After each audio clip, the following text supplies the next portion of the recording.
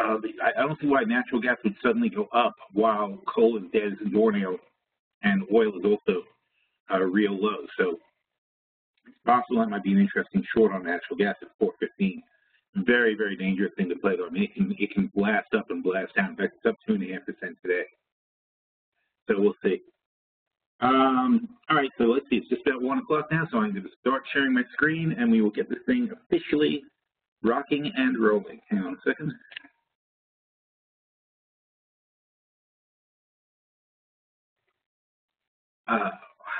One, two. All right, we'll share monitor 2 and see how that works out.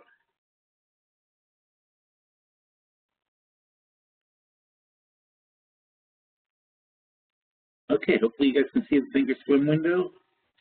I wonder if I can move that. Oh, this is the best. I've never tried that before. Oh, that's why I do the chat on a completely different computer. I could actually move the chat window to another screen. That is exciting for me because usually it's in my way. Because I have 3 screens on the same desktop, so it's it lets me pull the chat window away from the main screen that I'm sharing, which is fantastic. All right, so you guys can see my thinkorswim screen, right? Yes, no, maybe, somebody? Okay, cool, thanks. All right, so the most exciting thing that happened yesterday was the Nikkei. 230, when's 230? Oh, look how good I am, holy cow. At 230, we called the Nikkei short, and there it is right there, the all-time high on the Nikkei, 17,480, just under 17,500, and that's why I called it. There wasn't, you know, I mean, basically, we knew it was stretched. We knew it was reacting because we talked about that in the morning that Japan was closed. It was a holiday yesterday. So they were just catching up. I'm sorry, they weren't catching up. They were, the futures were just reacting in absence of the market. So you had an exaggerated move. And it was a huge, ridiculous move. 17.5 was bound to be a pretty solid barrier that was going to hit some resistance. In the bigger picture, let's see if we can find the Nikkei here. Oh no, I have no screen. Come on, where is that thing? What?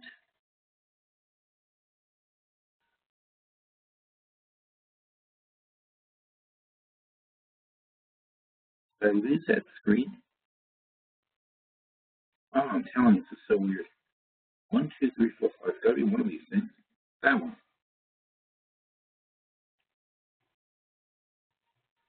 Oh, interesting. It moved. All right.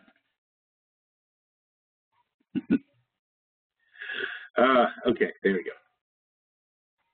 All right, so now you should be able to see the portfolio, but we're not actually talking about that. What I was trying to show you was on the Nikkei. Do not ask me how I can remember all the different symbols that people use for different charts. It's so confusing. All right. So in the long-term view of the Nikkei, don't forget the futures that went up to 17.5, not the index itself. The index itself never actually did that. That's just what happened in the futures in the absence of the Nikkei itself being open. But we were clearly back up here at the 16.5 level. We're at 16.374 with the all-time spike here. We spiked up to 16.5, and that is up from 14.5. So you're looking at 20. Whoa. See if I can get a bigger picture. Here we go. So you have a 2,000-point move. So 14 and 2,000 is 15%. So essentially what that is a 15% move up from where it was. We got no pullback at all at 10%. So 10% from 14.5 is 150. So that would be about 16. All right, so there's your 10% move, is to 16. It blasted right through that and then took another 5% move after that. So the chances of getting a pullback there were pretty good. And as we noted yesterday, if we didn't get a pullback there, so what? Because we really, all right, let's, you know, in very basics, not to go over the 5% rule every time we mention it, but in very basics, you expect a 20% retrace of a 5% move. You more expect a 20% retrace of a 10% move. Once you go past 10%, you absolutely are dumbfounded if you don't get a 20% retrace of a 20% move. So it goes 1.25, 2.5, 5. It always doubles 5, 10, 20, and 40. So each time you expect to retrace. Now, the interesting thing, though, is that when you get to 20%, what's 20% of 20%? That's 4%, right? So at the point where you are going to make your bet, when you're at 15%, it blew past 10%, and even if you bet it, you lost money. What happens at 15% is all of a sudden, you may or may not get a retrace at 15%, but what you do know is that that's a really great place to make the conviction play, because if it goes past 15% and it goes to 20% and you double down at 20%, your average is going to be 17.5% where you're short, right? But you strongly expect a 4% pullback from 20%. That's going to take you back to 16%.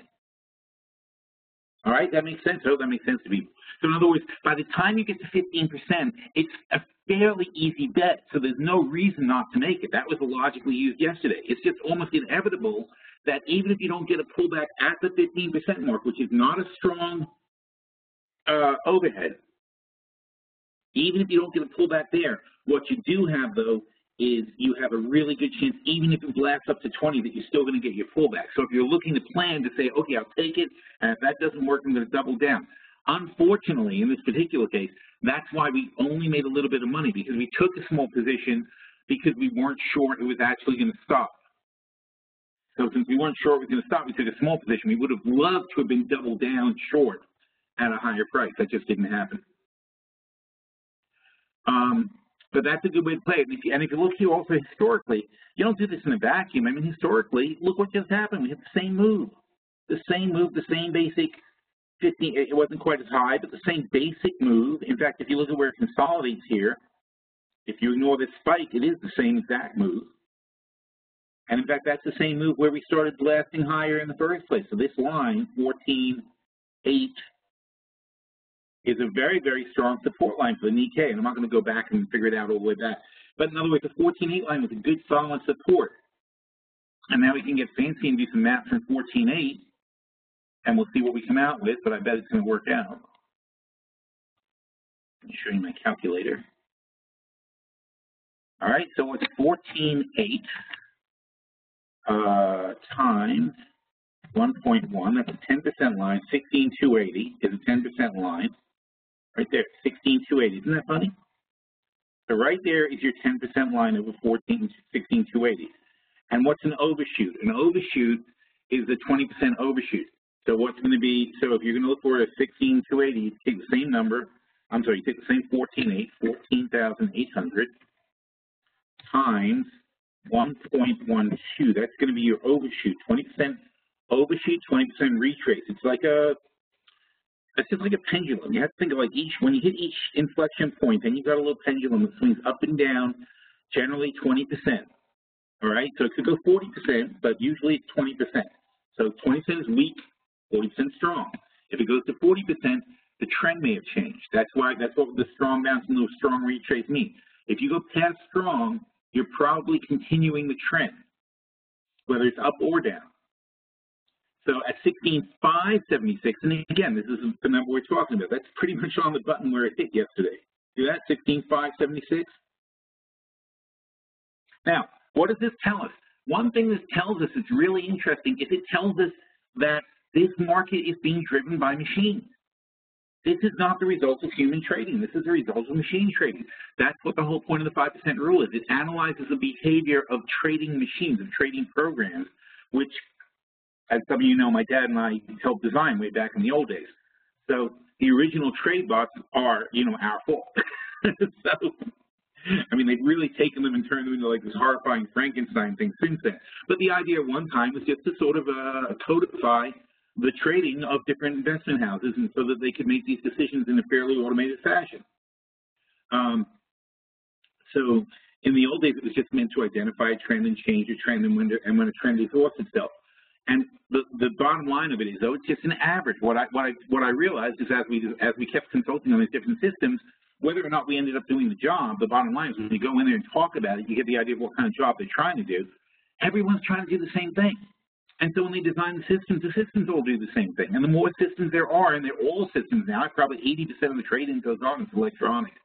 The more systems there are, the more they're going to follow the same basic format. All right, so that's what they're doing. They're just trading until they feel that there's trend exhaustion. And the funny thing is, though, it's a self-fulfilling prophecy because they just end up they trigger themselves. Each trading program triggers the next trading program, which recognizes the signal and goes, oh, that's absolutely the signal we're looking for, triggers the next trading program. And that's why you get these ridiculous lockstep moves that have nothing at all to do with what's actually happening.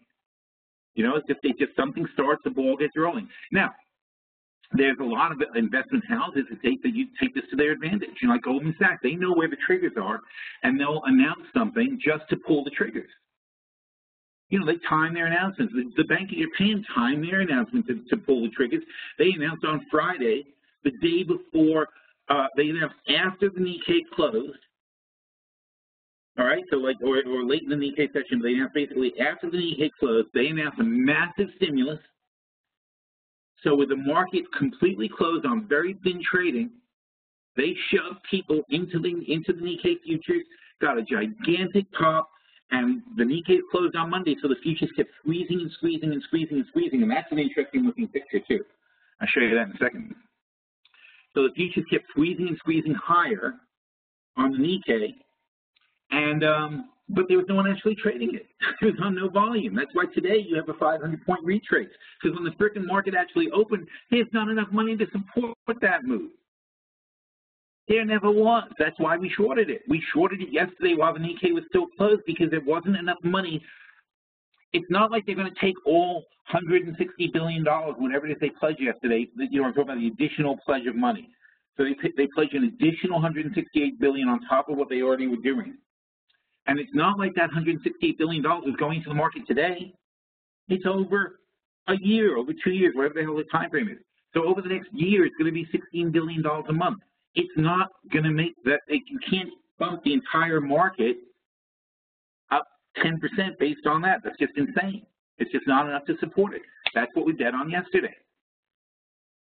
Right? So I guess, I mean, you could call it technicals, but to me, these are fundamentals. It might look like a technical, but it's not. It's a fundamental. It's that this move was the kind of move that would have required a major fundamental underlying change to support it. That did not happen. So back to the shorter term view of the Nikkei. Well, no, that's not even going to show it. I got to show the futures. You know. Oh, the only bad thing is I have to go to a different screen every time I want to change screen. So it's good and bad to this setup. Here we go. Let's get on the active trading thing. All right. So if we look at Nikkei, not today, so this is what we were looking at yesterday. Or in fact, if we can go back a little further, look at this insanity. Here's where they announced it. This is, so here's Japan on Thursday. Here's their night session. Then Friday, they were open. And so 15, actually, I'm sorry, so that's not actually when they close. That's actually, for them, that's like noon. So that's their lunch. So at their lunch, he makes this announcement, and it goes up and up and up. Now, they're closed by here. All right? So he got this move from 15.9 to 16. Wow, it's still very impressive. From 15.9 to like 16.6. So he's still got a 700-point move out of these guys, like, what's that, like 4%? So he gave him a 4% kick. But he did that knowing the Nikkei was going to be closed for 3 days after that. And so what happened then? You go from 16.6, so this is real trading, and it already was kind of petering out. It went flying up like that, tees out. Why does it go flying up like that? It goes flying up like that because it's just math.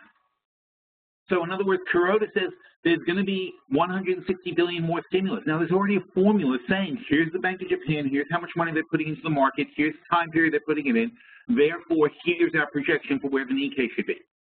Based on that, these robots are trading and trading and trading. When he puts out an announcement that says we're adding 160 billion to stimulus, all that happens is a bunch of guys at a bunch of trading houses punch in plus $160 billion over X amount of time, and all these computer systems together do the math and say, okay, in that case, boom, 4% higher. All right? That, although it's not supported, although it wasn't supported by actual trading, that still became the recalculation at which you might have a realistic base. Oh, shoot. Nika doesn't have a meeting number. I'm sorry, Nika, I don't either. Unless it's written on the top of the page this morning. I don't know. I think Greg had to go somewhere, unfortunately. All right. Anyway, so Nika's asking in chat what the meeting number is, and I really don't know. I'm going to take a quick look over here. Oh, no, he didn't write the meeting number today. That's very sucky. Hang on. Sorry about this. We're going to text Greg to Nika message.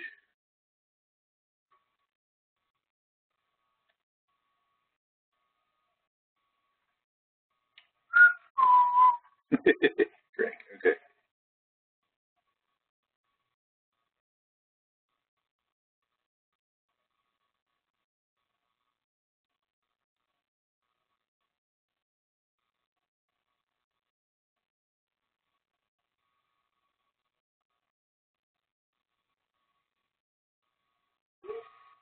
Let's see if that works out.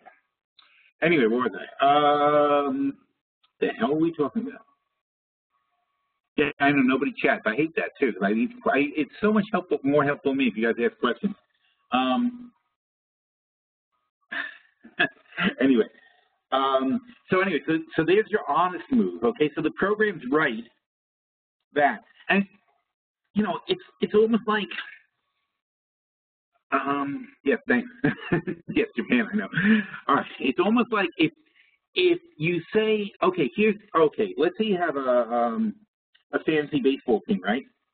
And in your fantasy baseball team, you have a certain amount of hitters, and those hitters last year hit a grand total of 300 home runs together, all as a group.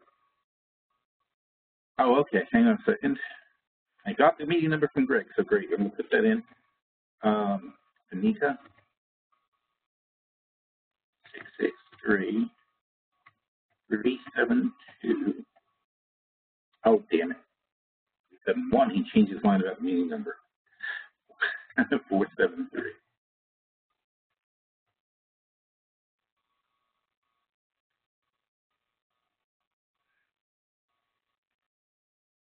Oh, okay, so that's it.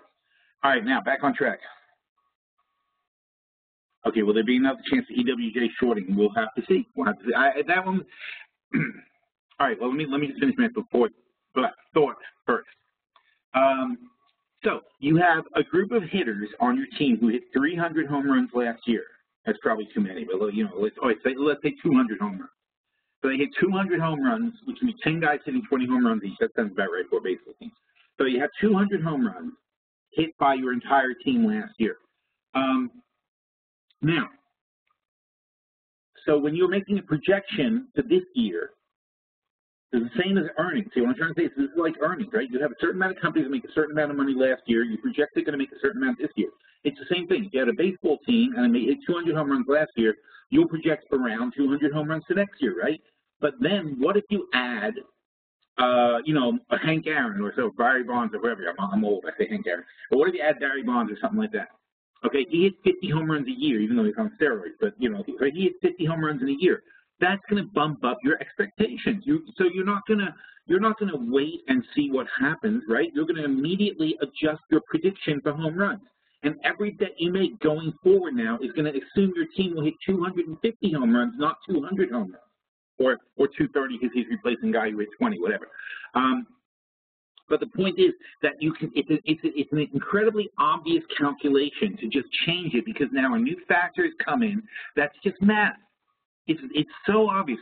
And so as obvious as that is to you, if you have a team with these guys who hit home runs, it's just as obvious to the trading houses in their computers when they say there's this much more stimulus, therefore we know this much of it goes into the market, and therefore we know this and that. So you get these immediate reactions, and those immediate reactions are not wrong. Okay, all they've done is recalculate based on new fundamental information that came into play. That immediate reaction is not a wrong reaction. The wrong reaction was the follow-through that came in the absence of trading. So in other words, the move that went from the real reaction, and we'll say that's the close of the Nikkei at about 4 a.m., all right, they're about 12 hours off us. So from the close of the Nikkei at 16.5, the entire move to 17.5 was to some extent, not all of it, but to some extent overdone. They ran out of time at 16.5. The market closed. So they ran out of time to go any higher. So you can't assume the whole thing was wrong.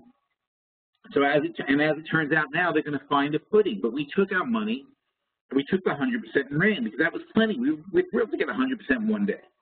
All right, even though it was a little bit of money and it wasn't as much as we had hoped, but we actually hoped it had gone more against us so we could go higher. We weren't really particularly hoping it would retrace more. We just really hoped it would go against us more.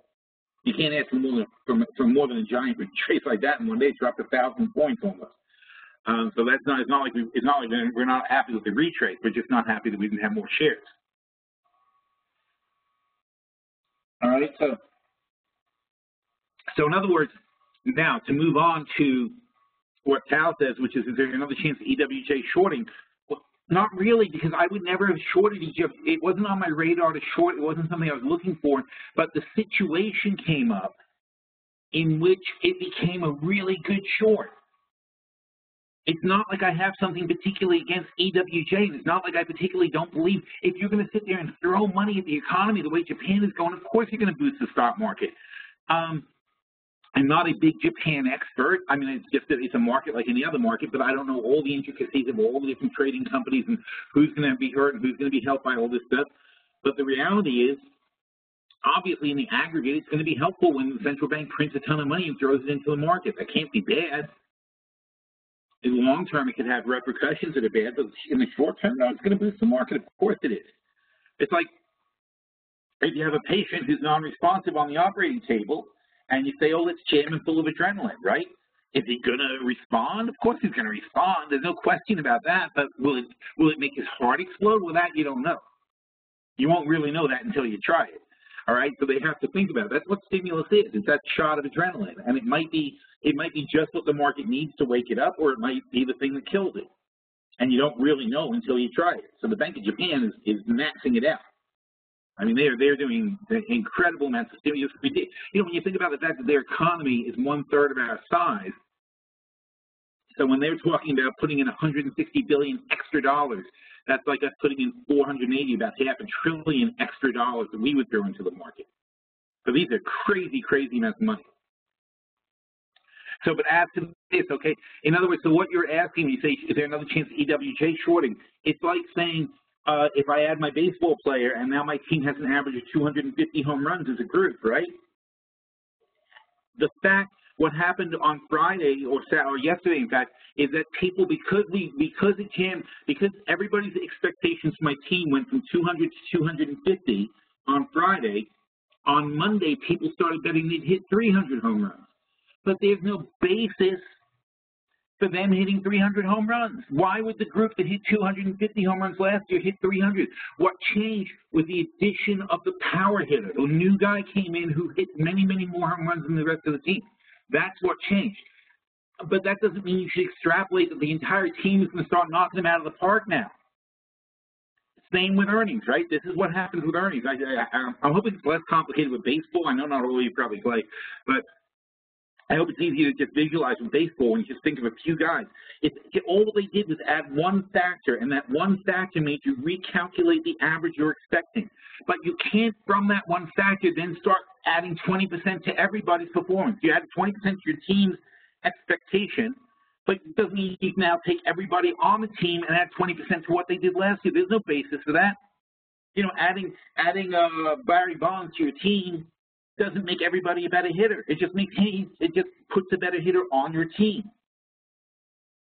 All right, that's the same thing, by the way. That's the same thing that happens. We were talking about this morning with earnings. When one company does well, and I forgot the company now, but there was a company they mentioned this morning that did well. Like it was, oh, I know, Blooming Onion. Shoot, whoever has Blooming Onions. Damn it. It's some bad steakhouse anyway. Outback, thank you. Someplace I don't go to. So Outback did well. Why did they do well? It's a cheap steak place. You know, it's a trade-up place. The people who used to go to McDonald's can now afford to go to the Outback because Dad got a job again. So they're doing well. The fact that Outback is doing well doesn't mean the whole sector is doing well. It just means that they hit the right mix and caught a little weight. But you can't extrapolate that all restaurants are doing fantastically because one restaurant had a good thing. Restaurants have been extremely mixed. Some have been good, some have been bad. The lowercase ones, the Taco Bell, Yum Brands, and McDonald's, they got hit badly. But they got hit by the same things that made them popular before, the same as Walmart. People were being forced, middle-class people were being forced to downsize and go to McDonald's instead of a restaurant, and go to Yum Brands instead of a restaurant, and go to Taco Bell, and go to Walmart instead of like Macy's. So the middle class was being hit hard by unemployment and such. Now it's easing off a bit, and they're trading back up.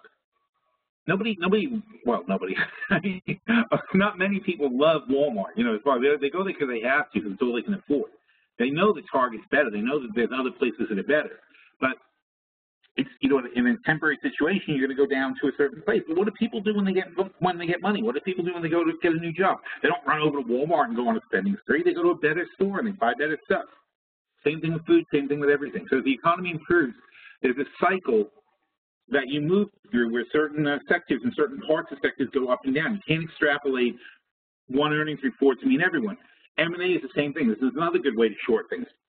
When there's one company that gets an offer and the whole sector goes up, sometimes it's just because that one company was a really good deal. It doesn't mean the whole sector is a good deal. It could be just that one company. And again, it's not always, and it's not anything. It's just a matter of saying you've got to examine these things to see if it's an anomaly or not. And in this particular case, what happened with the DOJ yesterday and this weekend was an anomaly. It was a one-time thing that had no effect on anything else because it's completely artificial stimulus. That's why we made that short, and that's why we don't look for another chance to short it, because we don't really know the effect past that. We just knew the one thing, that it was definitely a good opportunity to short at that moment. All right, next. When you have the time, I have plenty of time, so nobody has some questions. I would like to hear your thinking on the euro-yen and possibly competitive devaluation. When you have time, could you please write a doctoral thesis? And the effect on gold, and gold mining in the next 6 months. Holy crap. All right, let's see. Where are we? Here's something that I think is really, really important for people to think of. Okay, here's gold. Okay. This is a good trick to know in stock charts also. Here's gold. Gold is really not worse than flat for the year. Gold was crappy last summer, it was crappy last winter, and it's crappy again this winter. Maybe a little crappier, but it's still just crappy, all right? So gold has been a nowhere investment, but it's not a disaster unless you chased it. If you chased it, it's a disaster. If you kept buying at the bottom like we have been, then gold is just performing poorly. Now, unless, of course, you're a European or a Japanese. Let's see. Oh, here you go. So look here, if you're a Japanese investor and you've been buying gold, oops, look at this. Look at that, a completely different chart. Here's the bottom here, 12.5. Where are we? We're at 13.25. All right, so that's 0.75. I don't know what that works out to. It's like it's more than 5. I mean, what is it? More than 5%. So it's like 6-7%. So gold's up 6 or 7% from last year's lows in yen. And oh no, 1060 broke on the Russell. Well, that's over in chat telling us that 1060 is broke on the Russell. Love that. Why aren't you on the conference call with you? All right. So, in other words, in yen, gold is good. So, if you have a gold miner, if you own gold, physical, and you're pricing in yen, you're not too unhappy. Now, unfortunately, if you own ABX in yen, well, that's not going to work. This is a very useful thing to be able to do, though. Always realize you can change your currency by making a colon and it divides it by the other thing. So here's Barrick Gold price in yen. So Barrick Gold is dropping like crazy. It's back to its lows of last year, even though gold is up. That's an interesting concept, right? Even though gold is up in yen, Barrick Gold is down in yen. That's how badly beat up Barrick Gold is. but it's not as bad of an investment as you think if you're in yen. If you're in euros, we'll go back to gold and euros.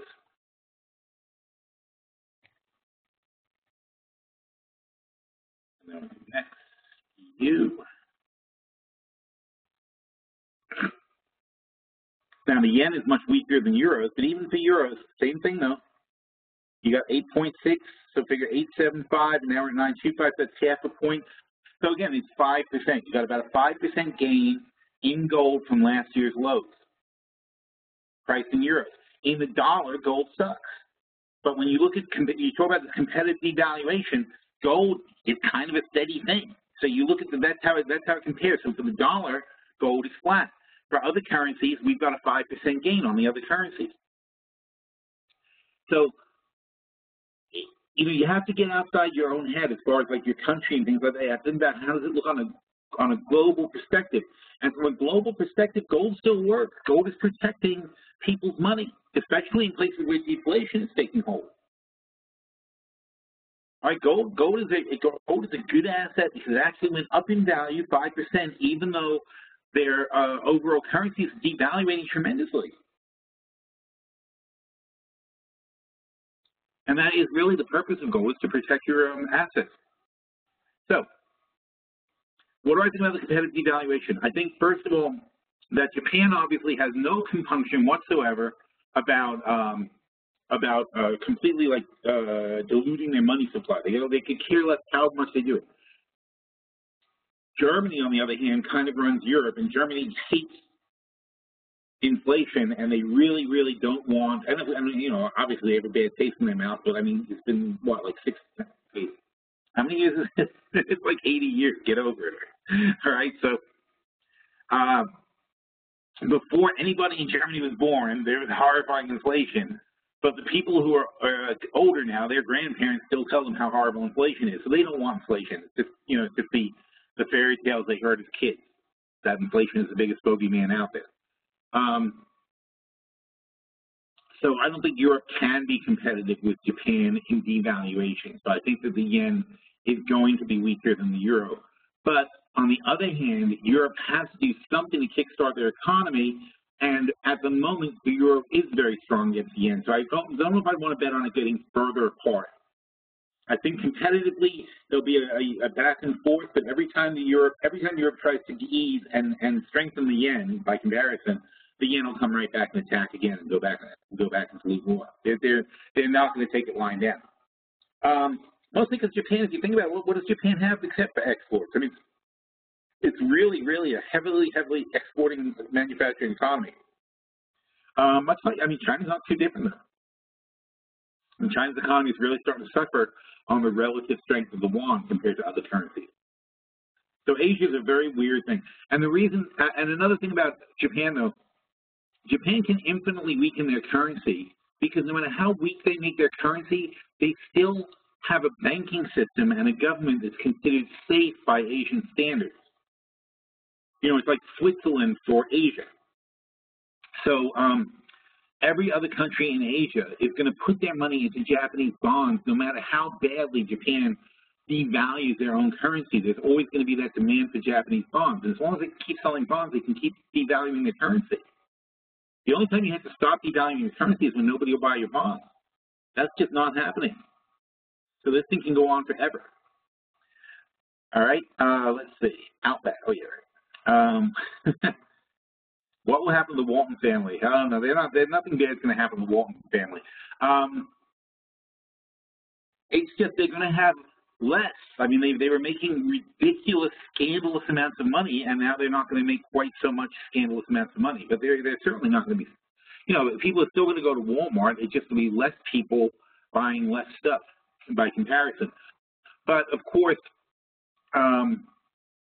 you know, they adapt over time. You know, Walmart's always going to adapt. Amazon's always going to adapt. Whatever's going on, these companies will be able to adapt.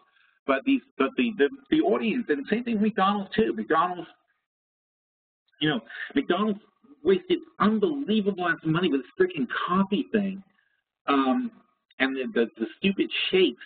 They're not even good. Not shakes. What do you call it? Fruit shakes. So McDonald's goes, oh, fruit shakes and coffee. and forces their poor franchises to spend $100,000 a pop to put in these coffee and fruit shake stands in a McDonald's. They didn't hit it off that well. I was at a rest stop in, where was I driving? I was driving on the New York State Thruway. I forget where I was going. And we came across we came across a very, very fancy, like a whole McCafe, like all fancy and laid out, closed. I mean, that's sad. I mean, they must have spent a fortune setting this whole thing up, and it was in the middle of a busy day at lunchtime, closed. That's how little demand there was for this thing. You know, and to me, and the funny thing about McDonald's is last year, another thing that killed them, they killed their dollar menu. So they spent all this money to, this is where you get cascading failures in business. They spend all this money to upgrade their franchises by $100,000. Then they got to figure out how to make more money because the franchises need to get that $100,000 back. So McDonald's, the smart guys at corporate go, oh, I know, let's stop doing this dollar menu thing. It doesn't make enough money. They take off the dollar menu and people stop coming. It's not cheap anymore. Burger King added a dollar menu. They took the business away. Wendy's added a dollar menu. You know, McDonald's got rid of theirs. They also got rid of their chicken. I thought that was really strange. Not the nuggets, but the good chicken. And I found that very, very strange also. It's like, what the hell, people? I mean, what if somebody doesn't want a hamburger? Because I'll tell you, I know that, I see that in my family, we were willing to indulge the kids to go to McDonald's because we didn't mind eating those chicken tenders, right? They were pretty good. Now they don't have the chicken tenders, and I'm not going to force myself to eat one of those stupid hamburgers. So we just took McDonald's off our menu because of the one item they took away. And it's not their big seller. Like, I would buy a chicken tenders, but my kids would buy, not only my kids and their friends would buy a ton of stuff. But I only wanted the damn chicken tender, and I'm the one that was driving. You know, but they lost, so they lost the most important customer, and that was me. I'm the one who had the wallet. But those kind of changes come from, it was a low margin item for them, and it took up valuable space in the store, took up valuable time for their employees to make it. It required a fryer or whatever the hell they were using that they wouldn't otherwise have to have, and they had to shuffle because they made a bad decision to go the coffee route. Because they thought somehow that they were losing out to Starbucks with that. And Starbucks, by the way, with the sandwiches, I don't think that was such a bright idea either. I don't see a lot of people buying sandwiches at Starbucks. I don't see a lot of people buying coffee at McDonald's. I think people do go from one place to another to get different things at different times of day. So, you know, everybody makes, and Starbucks too is suffering. Everybody makes marketing mistakes. That's normal. Everybody makes business mistakes. That's normal. And that, by the way, is also opportunity, though, because like when Starbucks goes down because they made a misstep, or McDonald's goes down because they made a misstep, it doesn't mean the company's finished. They've made missteps before. You know, but you've got to evaluate it and look at these companies and decide, like, is this correction warranted or not? So let's take a look at, like, let's take a look at McDonald's. McDonald's' biggest misstep actually was spinning off Chipotle. He should have kept that. That used to be McDonald's piece. All right, so McDonald's has fallen from 100 to 90. It's not even a big fall. So it's not a big, you know, they're still in this channel. Look how strong that channel is. All right, so they're still in this very strong trading channel. Unless there's a real economic disaster, they're not likely to fall out of it. And I'm not too worried about them. But I would really not be interested unless they come down here. If they come down here, everybody will be screaming how McDonald's is over and their business is dead and blah, blah, blah. That's when I'll start buying, when they're down around in the low 80s. And if not, then I'm not interested. You know, there's plenty of stocks that do go on sale. I don't have to chase McDonald's just because I like the name. Who's the other one we're talking about? Starbucks, right? Starbucks.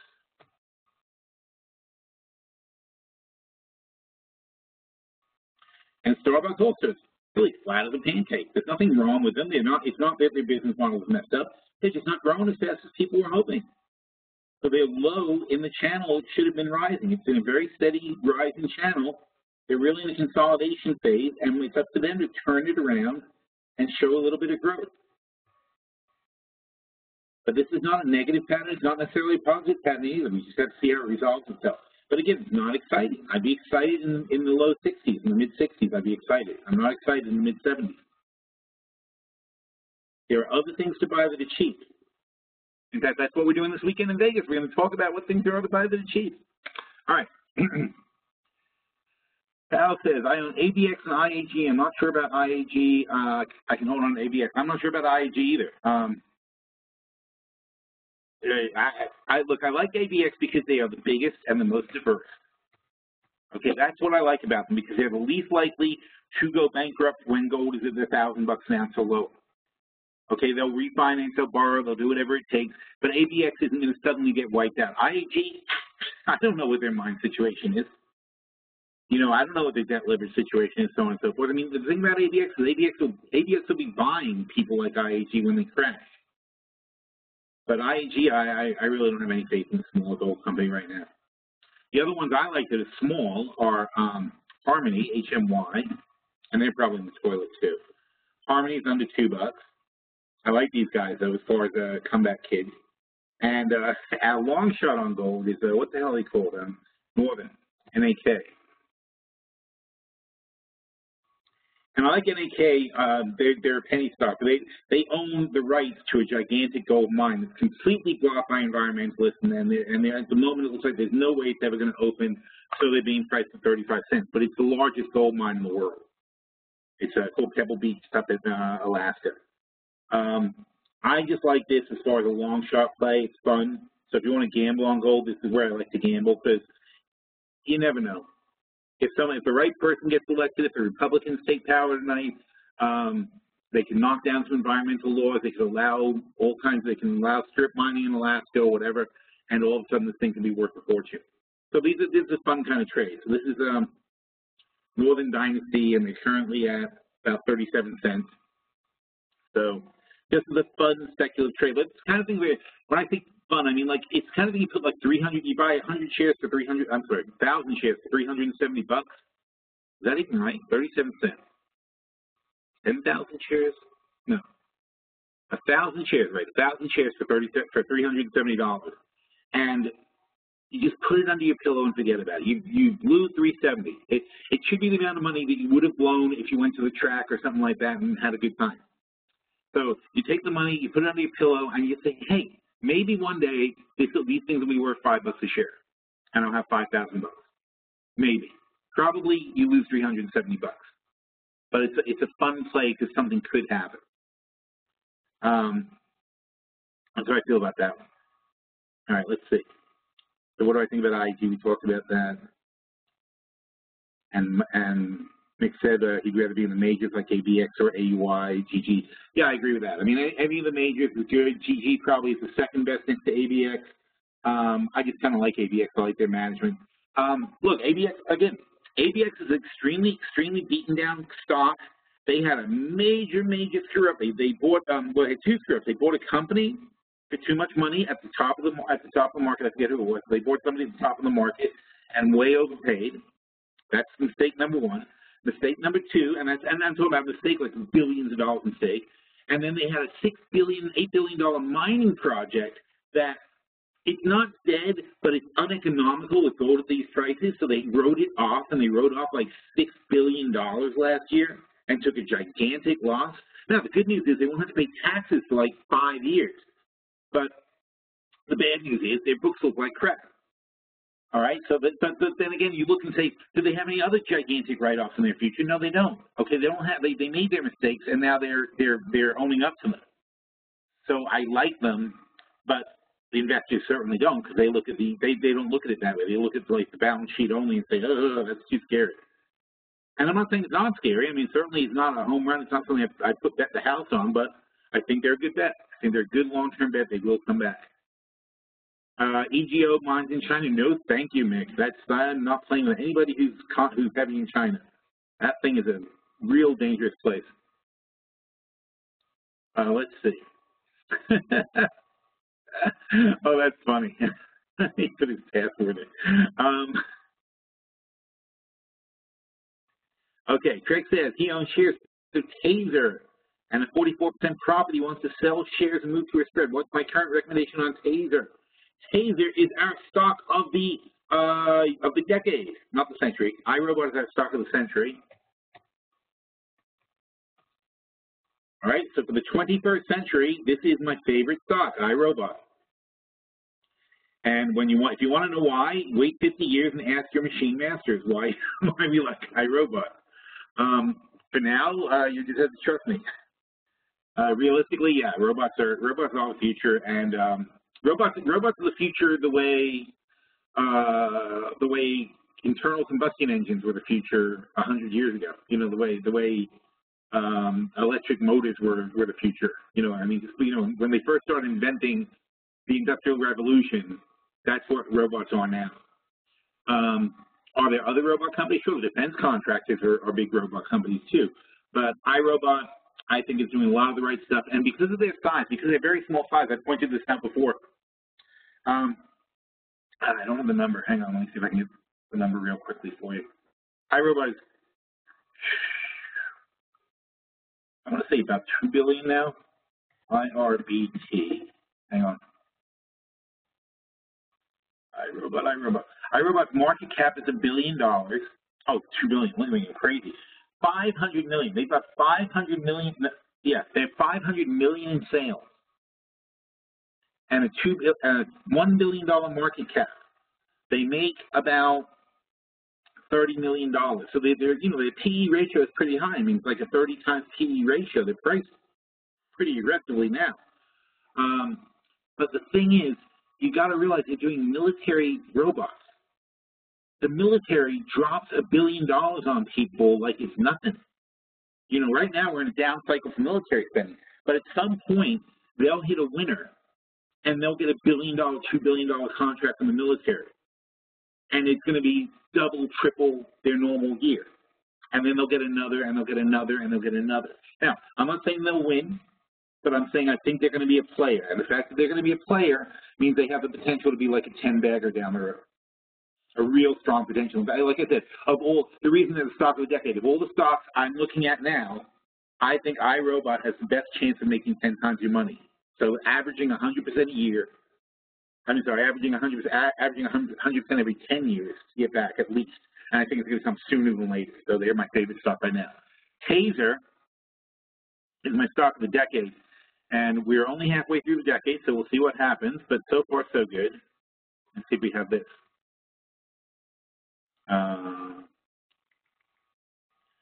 Taser.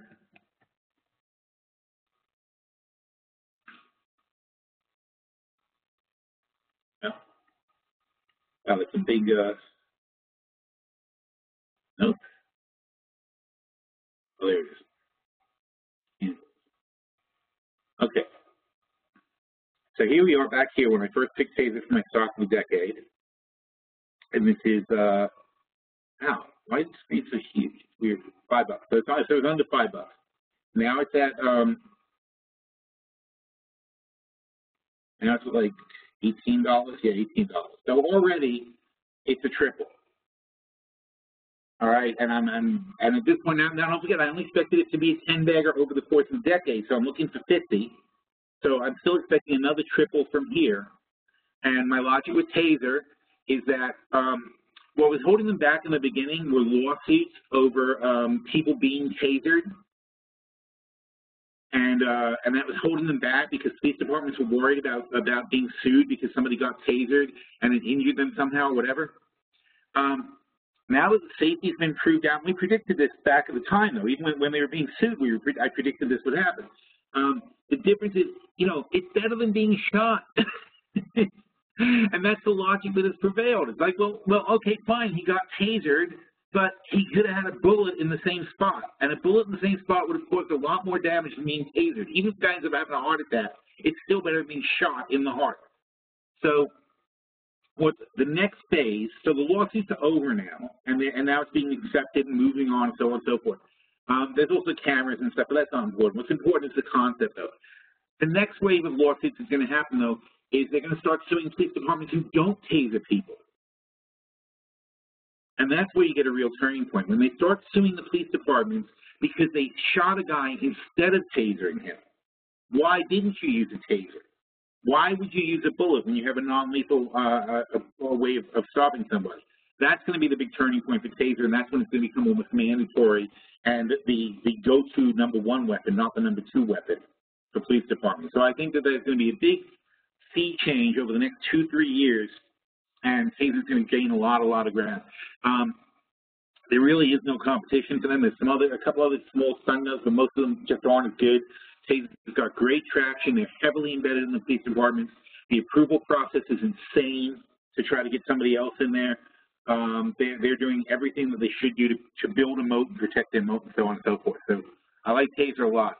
Now, as to if you have Taser and have a 44% profit, though, all right, look, if you actually own shares of Taser, I mean, I always prefer going options. They don't pay a dividend, so what the hell do you do with the shares? All right, and just because I think something's going to keep going up doesn't mean I need to be greedy about it. Taser, it means you can do simple stuff like this, like you say 44%, so call it 50%. So let's say you bought it at 12 and now it's 18, just to be rough about it. So you bought it at 12, you sold it for 18, you got a $6 profit. If you take that $6 profit off the table, what you can do is you can turn around. I'm going to go to January 16 now. You turn around and you say, well, I'm willing to buy the stock back for 13 bucks, right? Would you like to have it again for 13? Is it 18.66 now? Sure, why not 13? So what you do is you sell the $15 puts, the ones over here, for $210. I would ask for $220 at least. But either way, so you're below 13. You're at $12.80, let's say. Let's say you're at $12.80. So your buyback, you're selling the stock, don't forget. So you're selling the stock, you got $18 of cash in your pocket. You're going to sell the puts. That puts another $220 of cash in your pocket. Now you got like $21 almost in your pocket. And you're obligated to spend $12.80 to buy Taser back. That's not even a thing. So you sit there and you say, oh, I've got Taser, what should I do? Take $21 off the table. That's what you should do. Sell the stock, sell the puts, take 21 bucks right now. Don't wait to see if it's going to hit 20. I'll put 20 in your pocket right now. You'll be over the 50% line. That's the way you play these things. You made enough money. So now you could leave it at that, because what are you saying? You're saying I'm going to take 21 bucks off the table, and I'm also going to promise if Taser ever goes back down to 12 bucks, if it's back at under 13, I'll buy it again. That's all you're saying. I'm going to take my profit off the table, and if it comes back under 13, I'll buy it again. And what does that mean? You still keep the extra 8 bucks. So your net, because you have your $8 profit, if you get it back at 13, your net's like 5 bucks. I mean, obviously, you don't really want to give back all that money, but the point is, that's your net. It's 5 bucks. There's no risk here. Unless you don't like the stock. If you don't like the stock, cash out and walk away. That's easy. But if you still like the stock, you're doing no harm to yourself whatsoever. You're taking $21, putting it in your pocket, and promising if it ever comes down again, you'll buy it. All right? So that's number one. Then number two is you can say, okay, I'm going to take a non-aggressive spread. What I mean by non-aggressive, it sounds aggressive. It depends on your point of view. I mean non-aggressive like I'm not going to risk a lot of money. An aggressive spread would be a spread in which I go deep in the money. This is from my perspective, what I call aggressive. Aggressive to me is if I took the $10 calls and I sold like the $17 calls, and that spread would be between $9 and $4.50. So it's about $4.50 for a $7 spread. That's aggressive. Now, by the way, $4.50 for a $7 spread means there's $2.50 upside. There's more than 50% upside to that spread. For the 10-17 spread, it's 100% of the money. But I don't want to get sidetracked with all that. That's an aggressive spread to me. Why? Because if it goes down, you're going to be punished pretty hard, right? The non-aggressive spread is when we commit far less capital. So instead, what I like to do is I like to buy the 17s for $4.75, $4.80, call it $4.80. So I buy the 17s for $4.80, and then for $1.80, I'll sell the 27s. Actually, you know what, that's even it's a little higher than I think Taser's going to go. So I don't really think it'll go there, so I wouldn't do that. Let's say we do these 25, so like it says 240. That would be kind of nice if we got 240. Well, let's say 220. And I'm sorry, what did we say over here? We said 480 and 220. So that's $2.60. So the 17.25, the $8 spread is $2.60. So remember what we said. We're going to sell the we're selling the 15 puts. We're taking essentially the money here, and we're putting it into the spread over here. So now you have 100% of the upside from 17 to 25, and your obligation is to buy Taser back for 15 if it goes below 15. But you put the money in your pocket. The 18, in this case, because you're putting the money back in the spread, you're putting 1870 in your pocket, and you still get all the rest of the upside to 25. That's what you do with the stock when you make money like that, because your downside on that is very limited. And don't forget, of course, in case it does pull back, you can always roll those 2016, 17, 15 puts to a lower put. And by the way, if you ever want to test that, you look at the 15 puts now, the January 15 puts are 30 cents. So those would roll to the 10 puts. So they roll down $5 over the course of a couple of years. All right, so you see how cool that is? It's like a really, I mean, that's how you look ahead to say, well, what would happen if this? If it's a 15, those puts will run out of money, and when 2017 come out, you'll have a really good roll down to the next group on a year. All right. Phil, I was wondering your thoughts on EXE and SQQ. Okay, we talked about that this morning. And, well, okay, first of all, SQQ, we roll back to like a really long-term position. I'll see if we can find that. That would be in the short-term portfolio. Oh, I can't get to it. Wait. Oh, bastard. What am I going to do? Okay. Didn't reach that tab. I'm pretty sure now that I'm going to have to reset this, though. Hang on. Yeah, client login. Login.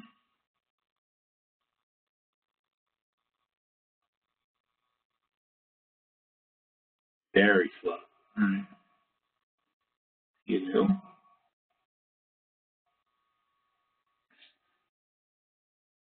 So we're talking about, I haven't updated all these. I'm on the road. I'm in Vegas right now, so I haven't updated everything. The short-term portfolio, but it's pretty accurate. We haven't really made any moves since Friday. I did a whole portfolio review on Saturday under our under the virtual portfolio tab on the main page on the site. So unless we made a change in the last day, and yesterday or today, then there's nothing different. So the short-term portfolio is holding up pretty well, considering we are heavily invested in SQQQ, which is down here. Wait, is it broken up? Oh, I know. Oh, yeah. We deconstructed it, and what we ended up with is 100 long June 35. Okay, June 35. June, 6 months, 8 months. Okay, June. I'll say it again. It's 8 months from now. This is an 8-month insurance policy. Against what? Against our long-term portfolio, which is much bigger. It's a $500,000. I mean, it's now at $600,000. So our long-term portfolio is like $600,000 or more, close to $700,000. So let's say $650,000. So the long-term portfolio is $650,000 or $700,000, whatever the hell it is.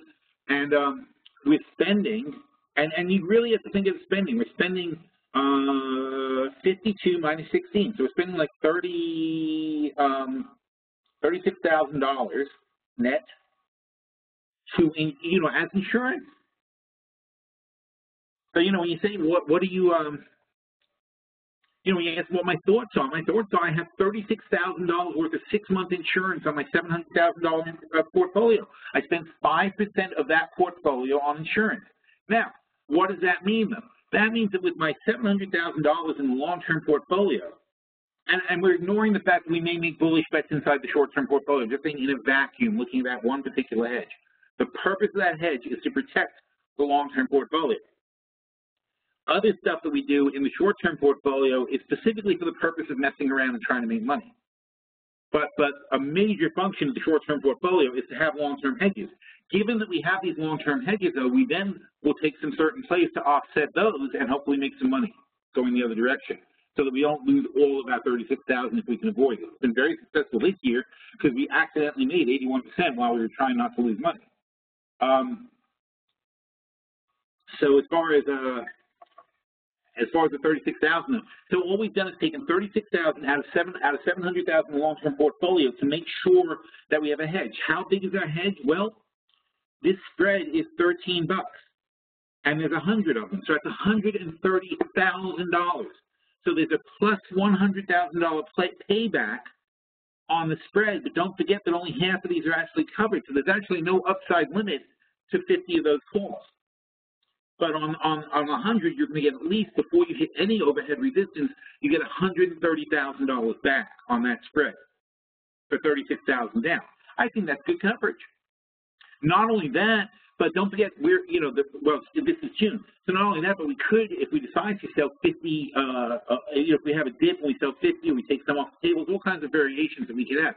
In fact, I think I said that if we can get this strike here, these 35 calls, to pay for the spread. So in other words, they would have to go up to, gosh, half of them, they'd have to go up to 70, if they go up to like 70-something thousand dollars, 76,000, whatever, well, 30, we spent 36 on the spread, 72,000. So if the net of the 35s went to 72,000, then I'd want to take half off, because if we took half off, that would be enough money to pay for the remaining spread.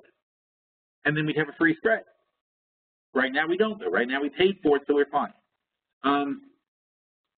So the bottom line, though, is if I've insured, taken 5% of my long-term portfolio and insured it, what is my job in the long-term portfolio? My job in the long-term portfolio is to make goddamn sure that I'm going to make more than $36,000 if the market doesn't go down. And those of you who've been following the long-term portfolio know that's a no-brainer. That's what it's designed to do. With the long-term portfolio, both that one and the income portfolio, we sell premium. So all the market has to do is be flat or go higher, and we know we're going to make 20% for a fact. That's the way the math works. I mean, obviously, unless individual stocks like GTAT go down like crazy. So if one of our stocks really tanks, that plan might go bad. But the market in general, it's flat or up, and then our positions in general are going to make us 20%.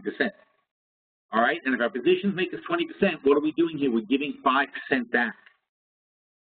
I don't mind losing 5% if I'm on the way to making 20%. And not only that, though, but we're not going to take 100% loss on this. We're going to roll it eventually back to the January 2016 puts. But that's, you know, months and months from now, and I'm not going to think about it. In the meantime, we're pretty well covered for any kind of crash into the winter. So that's my thoughts on SQQQ. DXD is different. DXD was a gamble that's starting today, and it's not, I mean, not starting today, sorry, starting tomorrow after the election, we're going to start having a sell-off.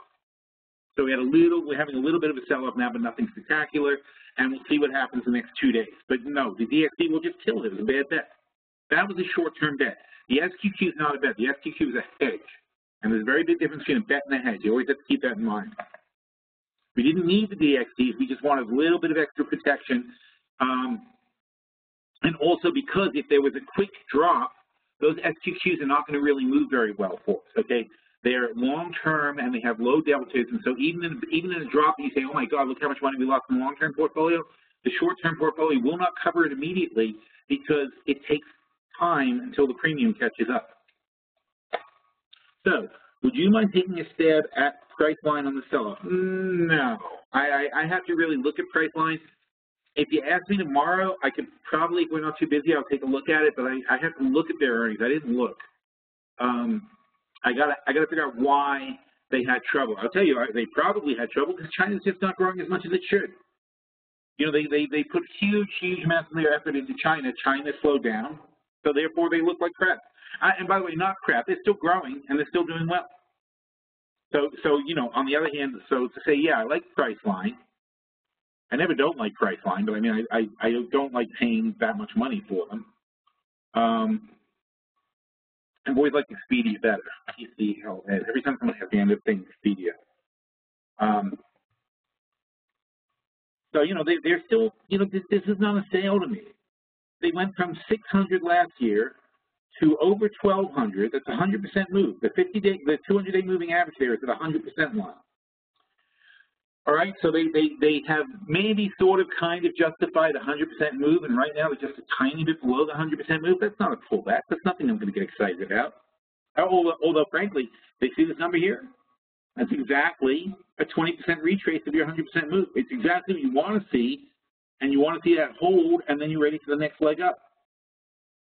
All right, so I'm not saying there's nothing wrong with Priceline. It's a good stock. They probably are going to keep going up. They're expanding like crazy. They're doing great, but just not growing at that pace. They're being overcompensated for the amount that they're actually growing.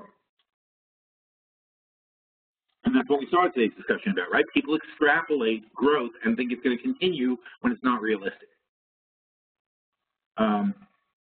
CCJ close to the bottom. Yeah, CCJ. Until Japan restarts their reactors, nothing's going to happen. So people stare at it and go, oh, CCJ, CCJ. It could be 2 years from now. It probably won't be. It'll probably be next year. But until Japan restarts the nuclear reactors, it's never going to go. And plus, not to mention, the global economy is slow. Oil is cheap.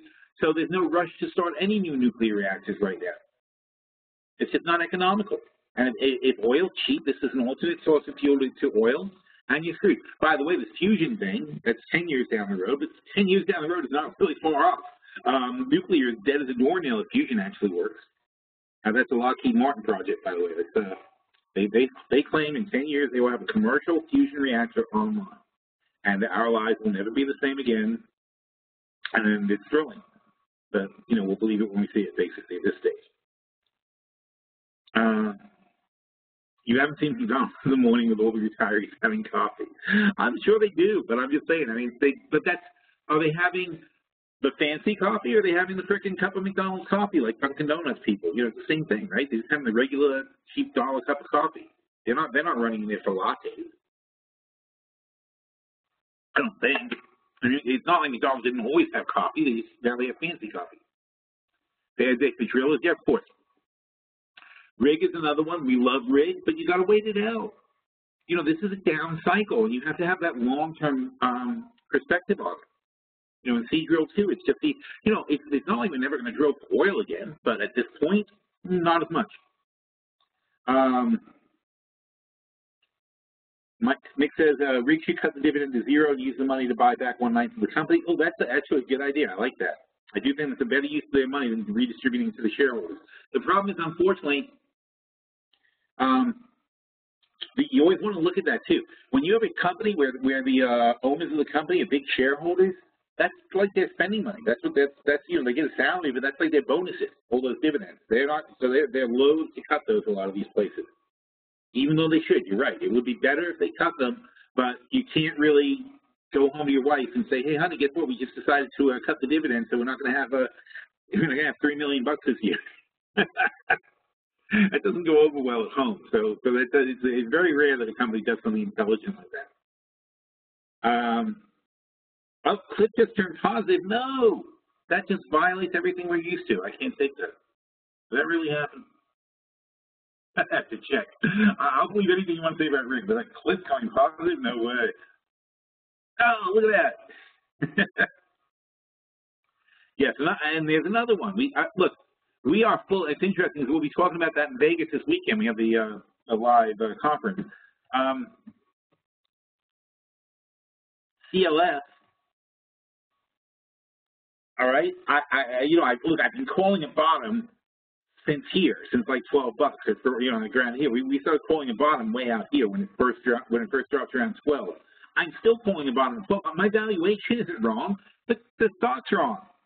I don't give a crap, you know, and you guys know that, right? We see this all the time. I don't care what the price of the stock is. I care what the value of the company is. And the value of the company for Cliff is in this channel. This is the correct channel for them. 12 to 15 is the right price. I don't care what this says. I care where we are here, and all of our bets reflect this. All right, our bet for Cliff is to be in that channel.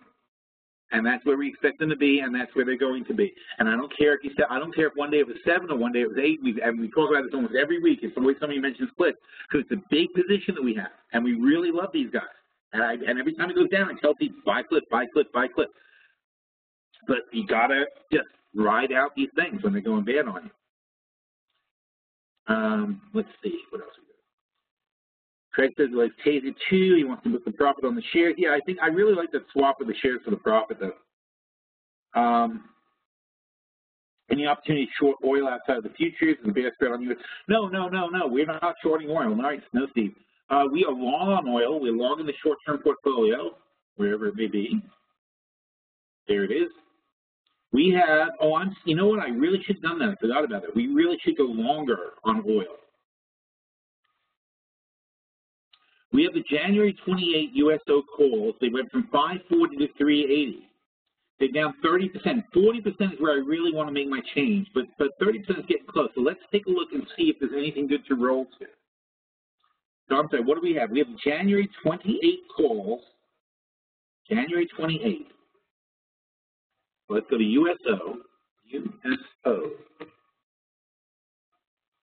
The January 28th. And what we want to do is go to April something, because now we're going to give it to, we want to get some more time. What? Oh, yeah, because it crashed. Wow, that spreadsheet's not even keeping up with where it is. No, that can't be right. Well, those 2016.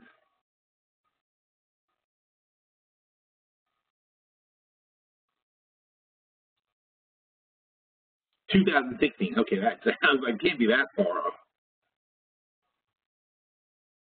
So we have the 2016 28 calls. Well, that is plenty of time. So maybe I don't mind those. So let's see what we can do with them.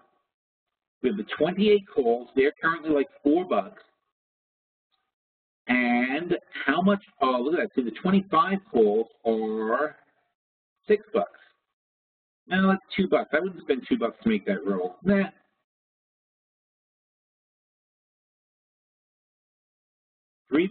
I wouldn't spend $2 to make a $3 roll. That's not worth it. I would spend 50 cents. As a rule of thumb, if I want to improve my position, I'm usually willing to spend 50 cents to get a $1 better position. I don't like to spend more than that. So here, if you figure these are $4 and maybe these are $5, it's just not worth it. It's not worth the effort to make a $2 roll. So USO is not beaten up enough to make that worth it. Now, looking at 2017, the 24 calls is, it's never a bad thing to buy time. So the 28 calls are, where are they? $4. So what can we do here with $4? That plops us down around here at 30s. I certainly don't want to be in the 30s. But here I have a better application of $2. So I spend $2 here, I go to the 26s. That's almost interesting.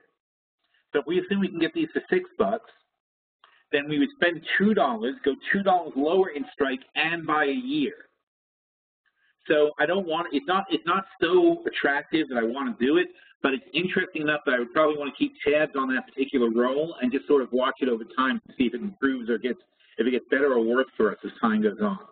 But there's nothing particularly there that I would want to change. I'm generally very happy with this position. And our short calls are the April 30s. Obviously, those are in big trouble. But they haven't dropped enough for us to do anything with those either. They're $1.88. I'm not really in the mood to change it. We're actually right on target.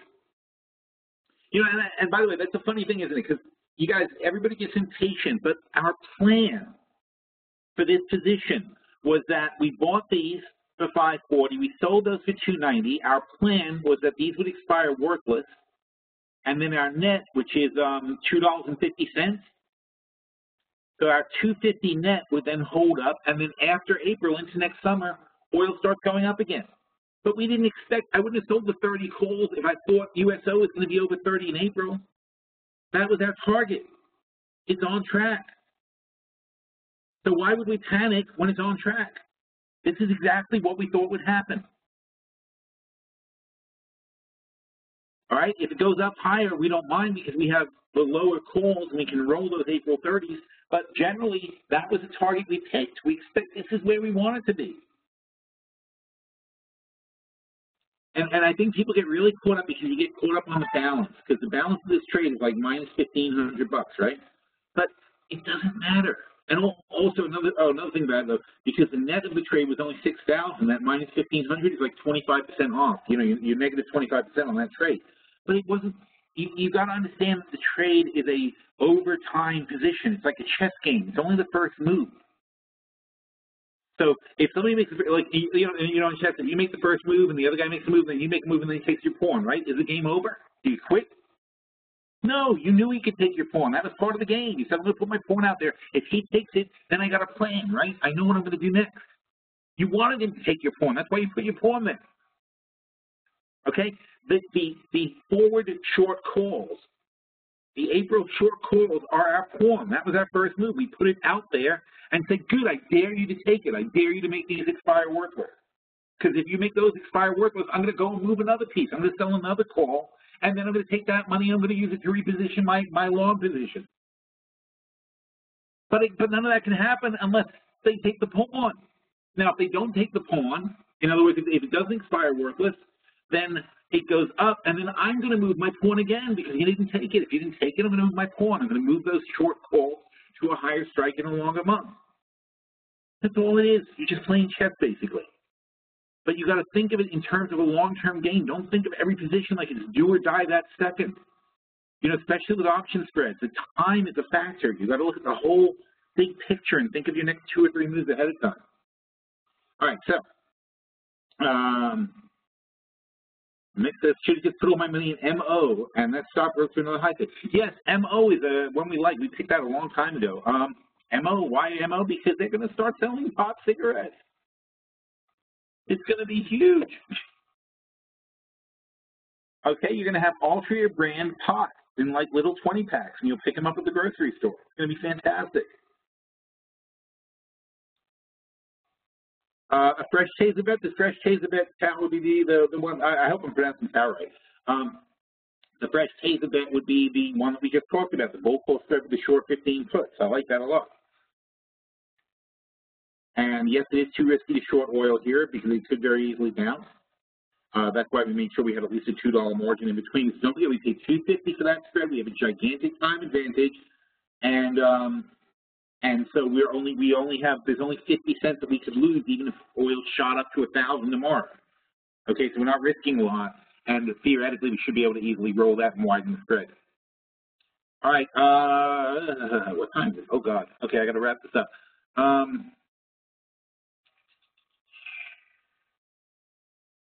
Too risky. Yo mama says shorting oil near term is going to be risky. A lot of people. Yeah, oil can explode one way or another. But the big pressure on oil is, oh, here, look, I can do something fancy because I have all my big computer here. Watch this. Oh, that's great. That's cool. Okay.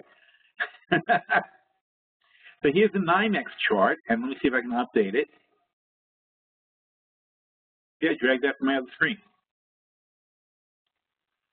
These are the open interest orders. They're all fake. This is a very important thing to understand about these orders. Nobody really wants, every contract is 1,000 barrels. So there's 306 million barrels currently scheduled for December delivery.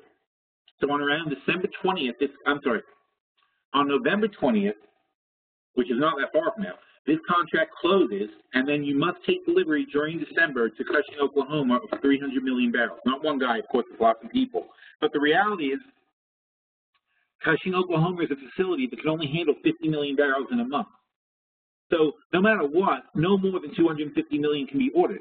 Now, Cushing is basically full. It maybe has room for 15, 20 million barrels. So 280 million of those 300 million orders can't possibly be filled, even if somebody wants them. It just can't happen. So they're fake. It's all fake. The orders are fake. Nobody has an interest. It's just like when you buy, when you sell a put on a stock you really don't want. You absolutely don't want it. And if it goes lower, you're going to take the loss on the put rather than take the stock. That's what this is. They don't want this oil. And they've got to get rid of these contracts. And when you come into the end of the year, it's hard to get rid of the contracts because there's tax issues when you roll it. You can't just roll it because when you roll it to the next year, you engage all sorts of tax problems, for these traders. So they don't want to roll them along. And look how stuffed, even the front month contracts are already getting stuffed. You have 200 here, 120 here, and 60 here. So let's call that like 400 plus 3 is 700 in the front 4 months. That's a lot.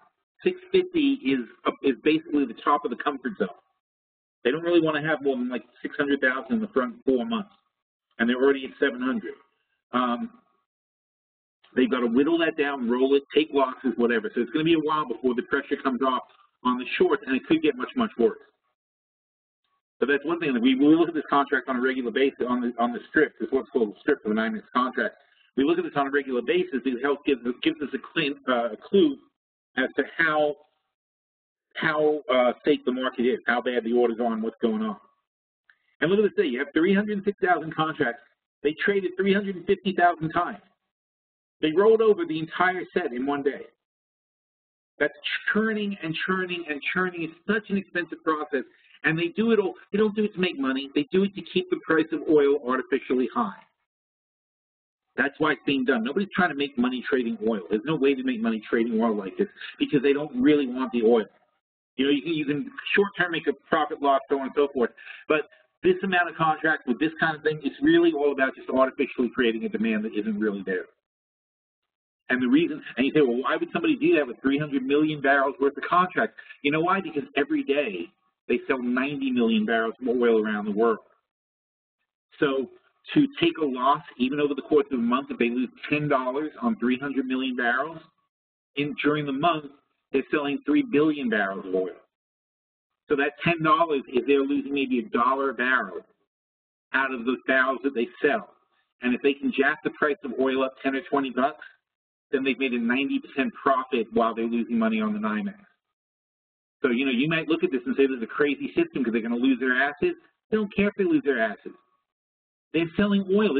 The people trading this, the traders who work for Exxon and work for Chevron and work for all these oil companies, they don't care if they lose money. They're doing it to jack up the prices. This is fake demand. It's completely false. There's no way they could accept delivery. Our entire commercial, not the Strategic Petroleum Reserve, but our entire commercial industry, commercial inventories in the United States of oil is 350 million barrels.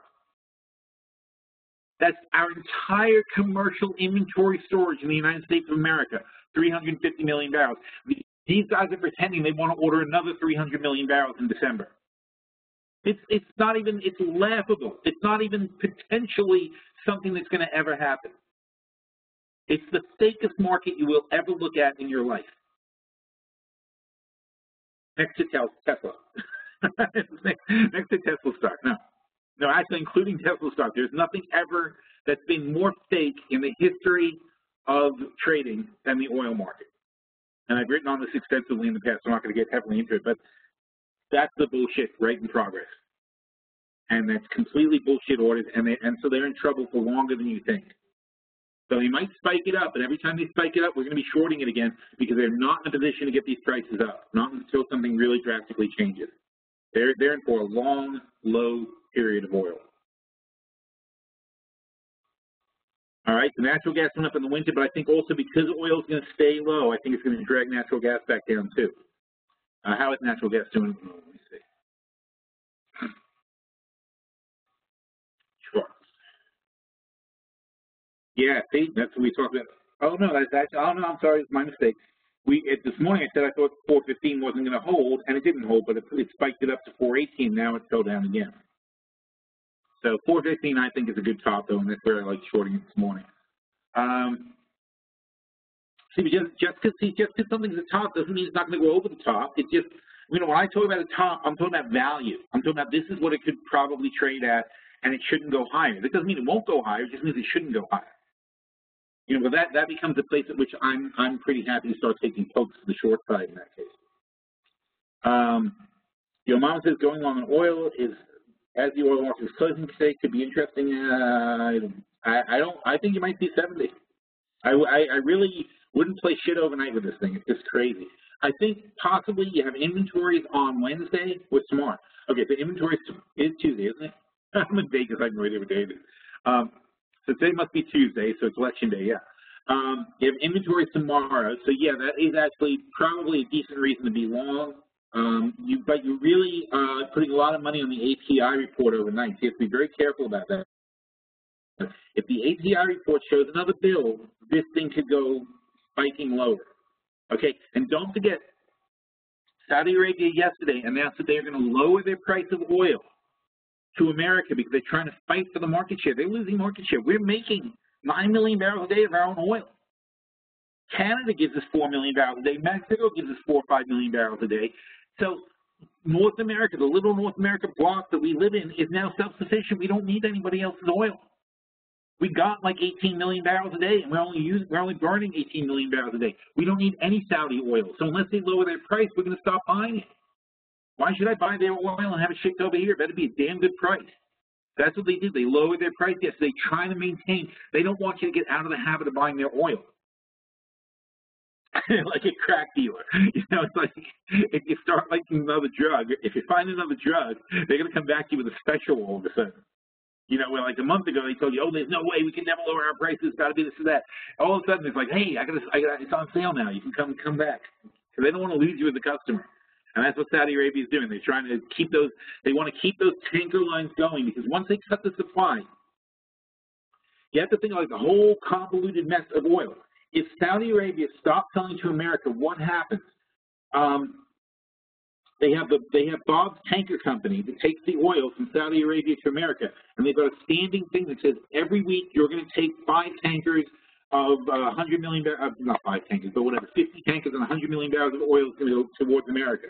Well, not 100 million either. Now, let's go 10 million a week. So 5 tankers and 2 million barrels. So every week you're going to send 10 million barrels to America. I need 5-year tankers constantly, and it's not 5 tankers. It's this conga line of tankers, because every week it's 5. So basically every single day, 1 tanker will fill up with Saudi oil, 2 million barrels in a tanker, and will then head from Saudi Arabia to the U.S. It's probably a 3-4 week journey. So there have to be 30 tankers going forward and 30 tankers going back. So what Saudi Arabia has to contract is a constant use of 60 tankers, right? Those tankers cost a lot of freaking money.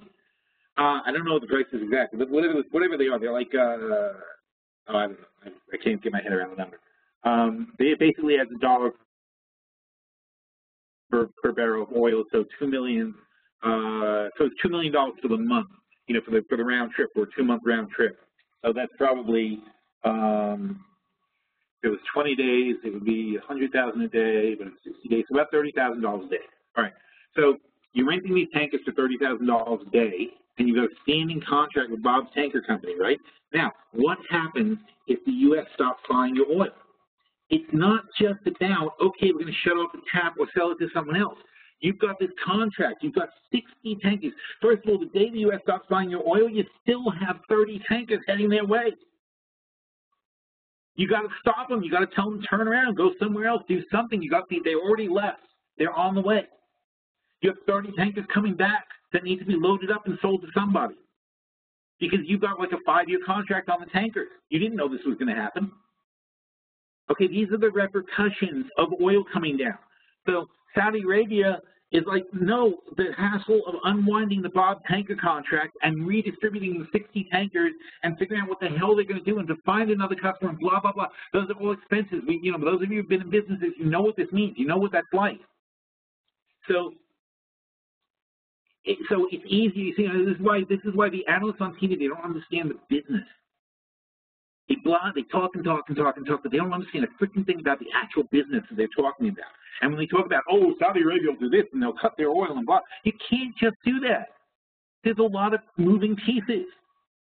And Saudi Arabia's got to deal with the reality of like, hey, Bob's Tanker and we have a contract that doesn't expire until 2018, and it says that every day we're going to take a tanker and we're going to fill it up with oil, and it's going to go to and it's going to head from here to Oklahoma, and it's going to load up. It's going to load up at the port in Oklahoma or wherever, and then it's going to come back, and that's what it's going to do, and that's their job. If you want to change it, they got to unwind the contract. They got to find other things to do with the boat. They got to pay penalties, this and that. They got to figure out what to do with the 30 tankers that are already on the way. So it's easier for them to do what? Cut prices. That's why yesterday you had this shocking cut in prices. But what I'll say about that, though, is this is what we predicted would happen a year ago when oil was at 110, or when the summer was in the spring. When oil was at 110 in the spring, that's when I said it's going to go back to 80 in the fall. But this is what we predicted would happen, and this is just the end game, and this is just the overshoots and the downside. These kind of things that are happening now where Saudi Arabia says, oh, screw that, we're going to cut our prices, this is part of the end game. Because they now are back into a corner business-wise. They have no choice. They may be just cutting the prices to get rid of those last 30 tankers. They don't want us to cancel those orders because they're already en route. So it's easier for them to cut prices and just get people to buy those last 30 tankers, and then they'll find like another supply. They'll find another buyer like in China or something like that. But for now, this month, they need to do that. They need to make that move. Now, once they do find another buyer and they start sending those tankers to us, now they've actually cut our supply. So a month after they announce this price decrease, then all of a sudden, this is what happens. Then the bearishness sets in, oil goes lower, and then all of a sudden, a month from now, those supply doesn't show up in inventory. Remember it was going to be 10 million barrels a week? all of a sudden 10 million barrels on inventory next week. Not next week, in a month from now. That's a big change. And everybody goes, oh, was it demand? Was it this? Was it that? No, it's a thing that happened a month ago. But nobody's going to remember then what the cause and effect was. And that's when you start getting squeezes. So this is all part of like a machine, but the machine is so large and so global and so complex that it's hard to get your head around all the different things that are happening that are causing these price changes. All right, but so the trick is just don't take these reactions to one-day things very seriously. So there's a trend. The trend continues. The trend probably overextends as it's overextending now. Everything below 80 is overextending. Could go all the way to 70. Below 70, I really don't see it happening. But down to 70, I can easily see it falling to that level. I think we're going to hover between 75 and 80 maybe for about a month, and then I think we're going to start legging back up. All right, so we'll see what happens. So that's where I think oil is right now. And what time is it? It's 2:30, so the oil market's just closing right now, and we are at 77.15 after testing 75.70, 75.84 at the bottom. So that's a pretty good move back up. But still, it doesn't mean anything. It's still down 2% for the day. By the way, on the 5% rule, you hit the 2.5% line, and then what happens? You get a 20% retrace back to 2%. So what is that? A weak bounce. That's all that is, weak bounce. When you close minus 2%, it means you hit the 2.5% line, did a weak bounce back to 2%. That's exactly what you expect to see in a downtrend. There's no strength to a 2% close, a minus 2% close. All right. If you don't have a USO position, what's a good entry now? I like the position we have, Craig. I like the short-term portfolio position on USO. I mean, especially at this price, it's really cheap now. Where are we? Look at that net. That net's down to like $2. So for $2, you get a $2 spread, but you have a massive time advantage on your spread. So no matter how high it goes, you can't lose money. And then obviously, as it goes up, you'll be able to roll. Or if those April calls expire, then you're in for net $2 with whatever you have left on January 28th, the 2016 28th, and then you sell some June. And you make some more money, you get another $1 or $2. Now in the thing to net $1, you could care less what happens. So that's why it's a long-term position. It's not meant to make you rich, but it's going to make some nice money, or very likely to make some nice money anyway. And Crick says Mo, yes, Mo, right? Anyway, pot cigarettes, Mo. That's why I definitely like them for that purpose. SO is USO. So is USO. So is USO going to be even lower between now and 10? Okay, I think I answered that. All right. Fantastic. I really hope I'm going to see some of you guys live on Sunday. That's going to be really cool. Saturday night, we're having dinner at Nobu, and I don't know what time it is. Hopefully Greg has those details for somebody. And Saturday night, we also have a poker tournament here at Caesar's Palace, and it's fabulous out here. The weather's great. Everything's great. Not too hot. It's very nice, actually, this weekend. And I'll see you guys on Saturday, or some of you on Saturday. All right? Have a good weekend, everyone. Have a good week, everyone.